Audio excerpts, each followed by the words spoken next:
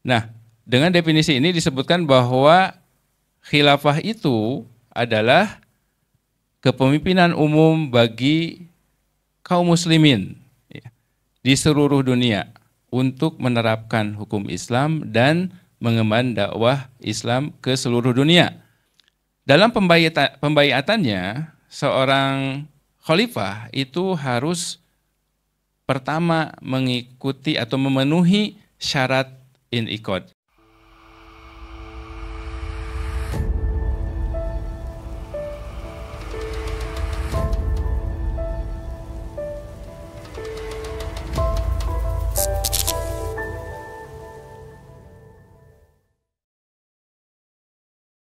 Assalamualaikum warahmatullahi wabarakatuh. Innal hamdalillah nahmaduhu wa nasta'inuhu wa nastaghfiruh wa na'udzu billahi min syururi anfusina wa min sayyiati a'malina may yahdihillahu fala mudhillalah wa may yudlilhu fala hadiyalah. Asyhadu an la ilaha illallah wahdahu la syarikalah wa asyhadu anna Muhammadan abduhu wa rasuluh alladzi la nabiyya ba'dah.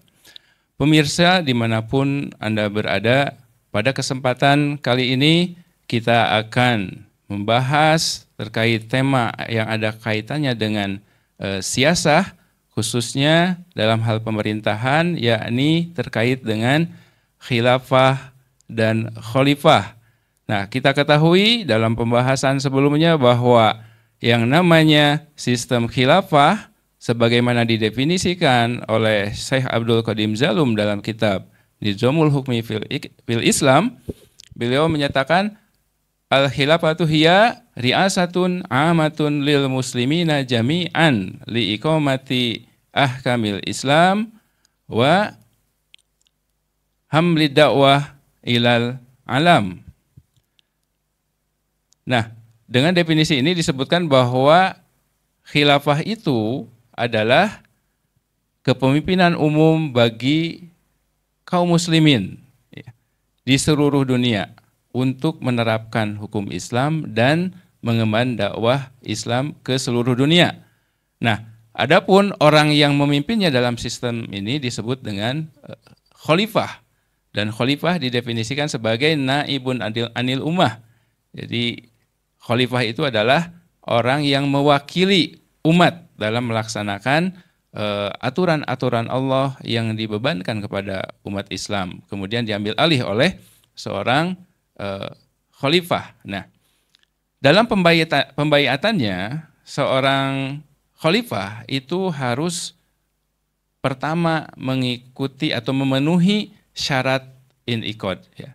Jadi kita akan membahas terkait dengan syarat inqiyad ini, di mana ada 7 syarat yang harus dipenuhi oleh seorang khalifah, yang apabila gitu ya, salah satu dari jabatan khalifah ini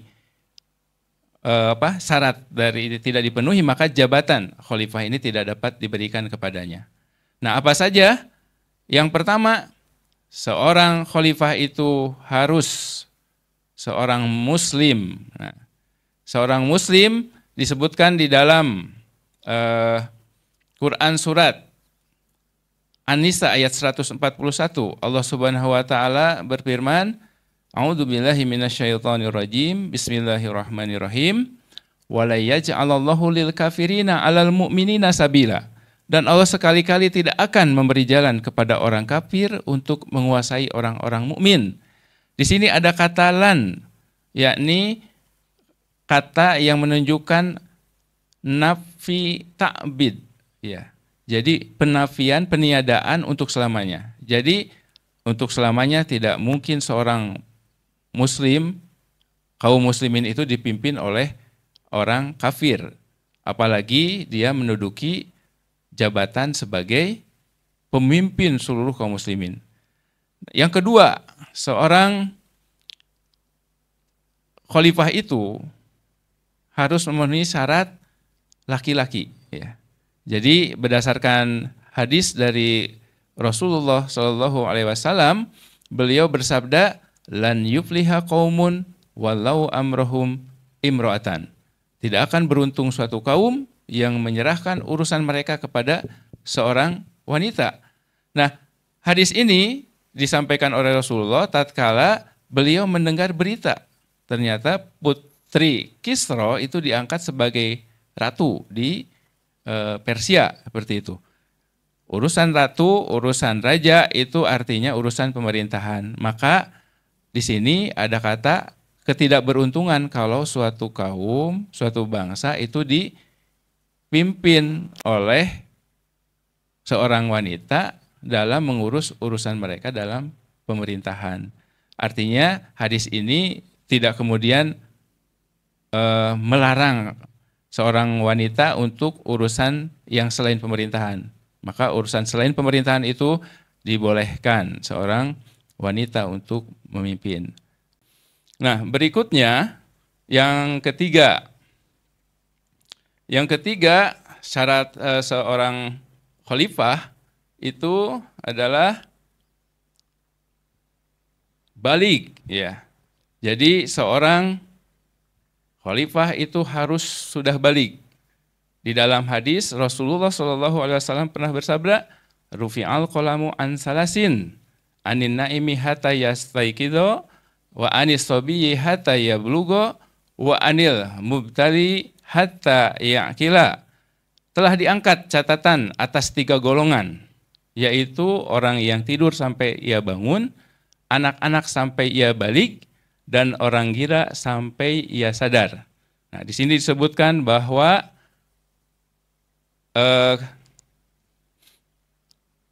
balik itu menjadi salah satu dari penyebab dikenakannya taklif, gitu ya. Taklif atas suatu perbuatan, pembebanan hukum. Nah, maka dalam hal ini seorang khalifah itu harus sudah balik, bukan anak-anak. Pernah suatu saat Rasulullah SAW itu didatangi seorang ibu, gitu ya.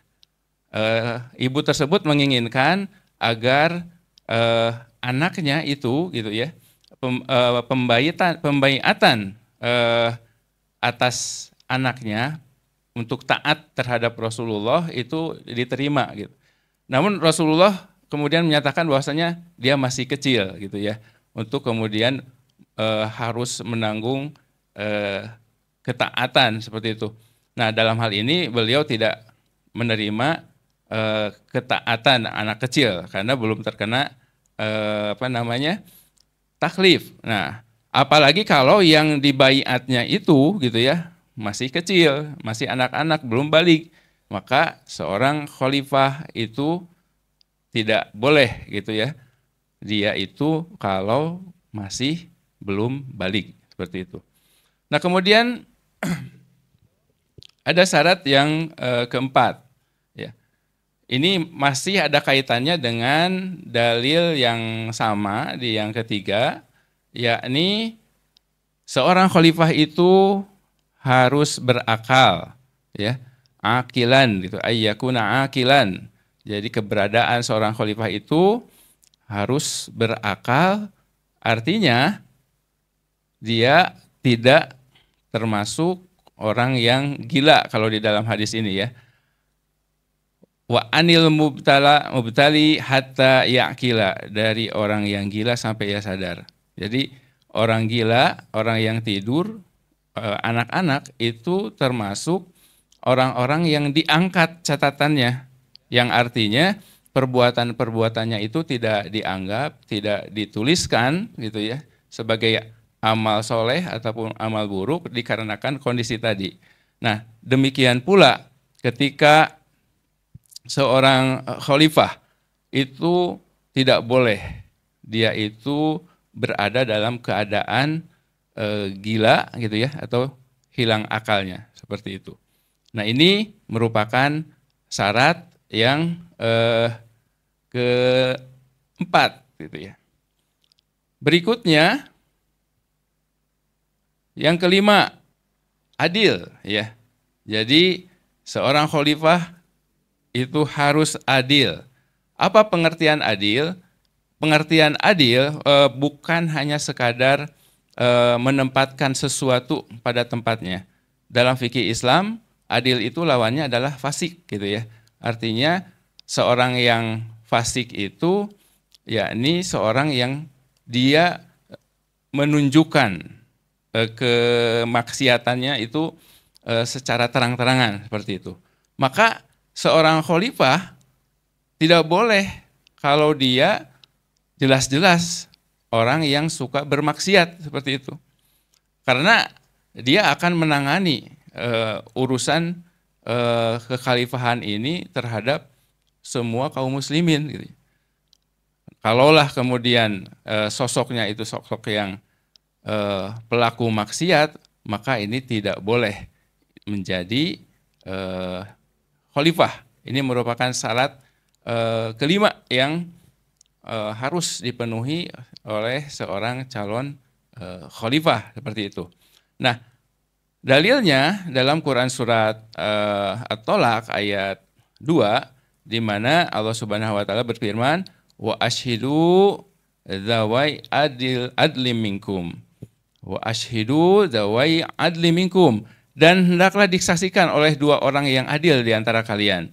Artinya untuk urusan saksi, untuk urusan saksi suatu permasalahan dibutuhkan dua orang yang adil untuk urusan saksi.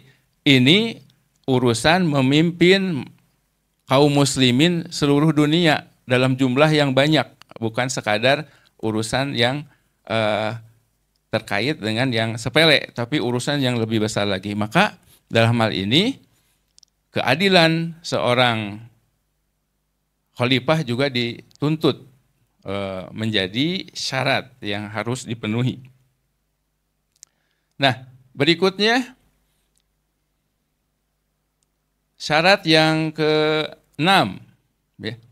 Nah, syarat yang ke-6 ini seorang khalifah harus merdeka, ayyakuna hurron.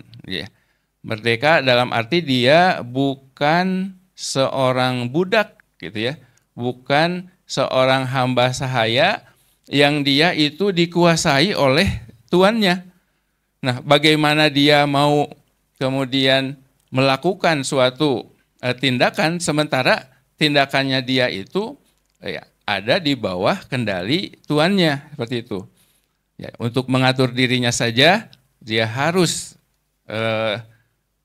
bagaimana tuannya, gitu ya, tergantung kepada tuannya. Nah, bagaimana ini kalau dia mau mengurus umat, gitu ya.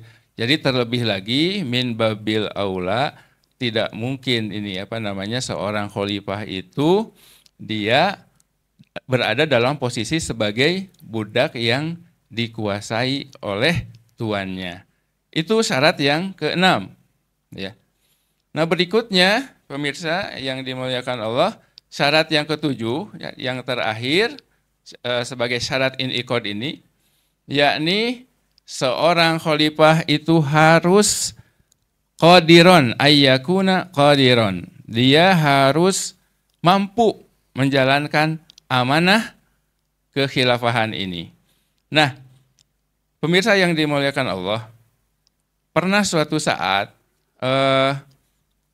Abu Dzar menyampaikan riwayat gitu ya, bahwasanya ketika beliau meminta kepada Rasulullah Shallallahu Alaihi Wasallam gitu ya, ya Rasulullah, ala tastamilni, ya, tidakkah engkau mengangkatku menjadi amil gitu ya. Nah, sementara sahabat-sahabat yang lainnya itu banyak yang diutus seperti itu. Nah, qala Abu Dzar mengatakan lagi,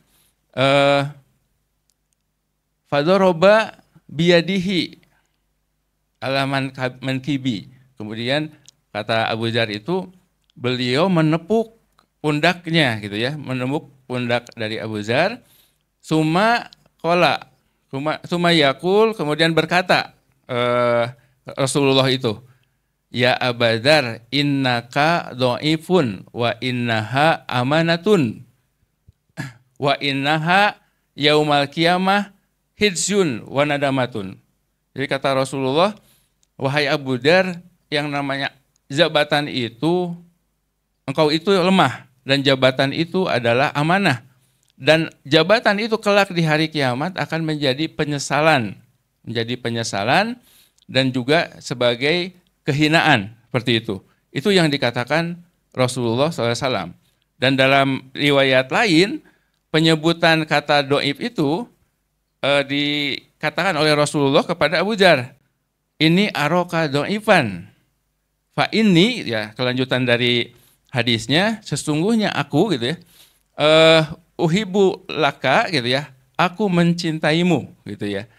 Dan kemudian dikatakan lagi, kama uhibal li nafsi, sebagaimana mencintai diriku, aku mencintai diriku.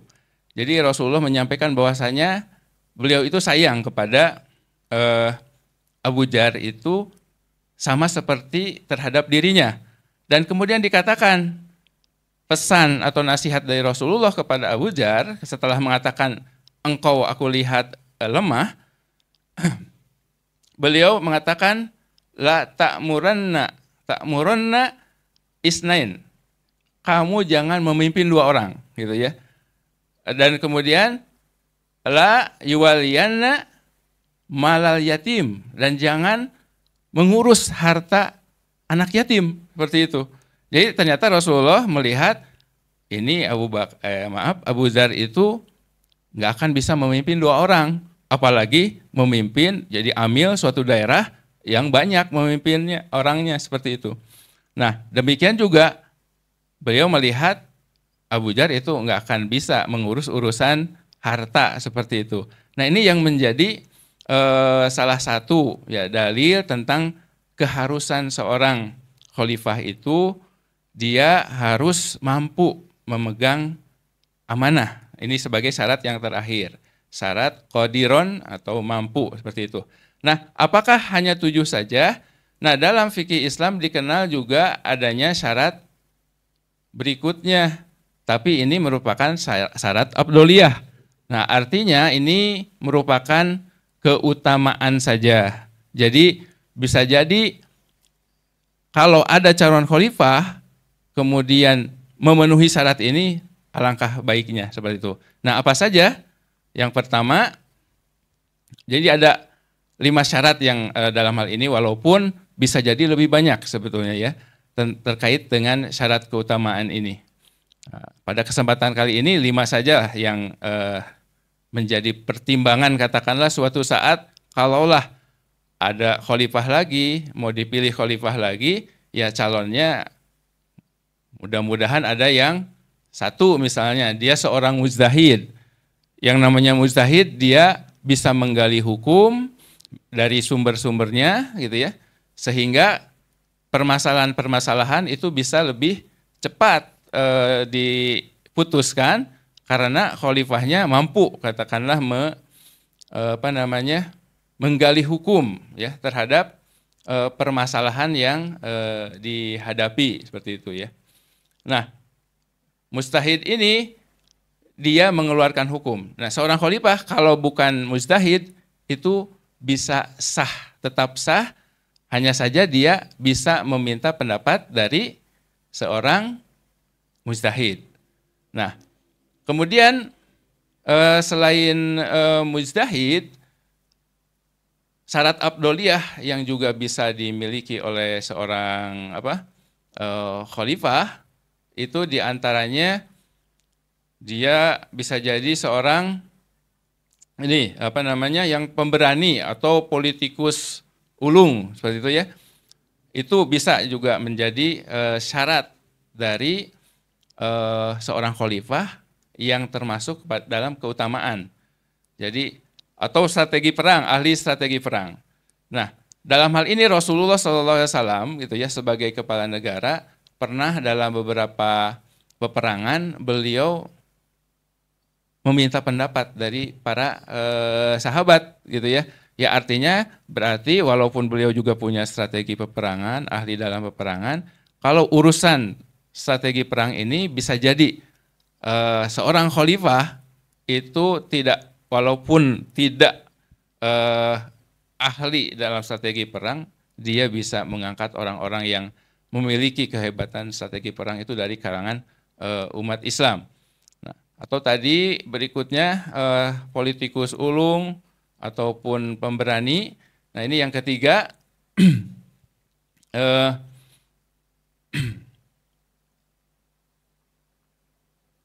Ya, kalau pemberani artinya seorang khalifah itu berani mengambil keputusan dalam ya dengan cepat dan tepat gitu ya dalam memimpin negara. Nah, apabila seorang khalifah bisa demikian, alangkah baiknya. Namun demikian, kalaupun misalnya perlu pertimbangan yang lainnya, seorang khalifah juga sebetulnya bisa bermusyawarah sebelum melakukan keputusan dalam urusan kenegaraan itu.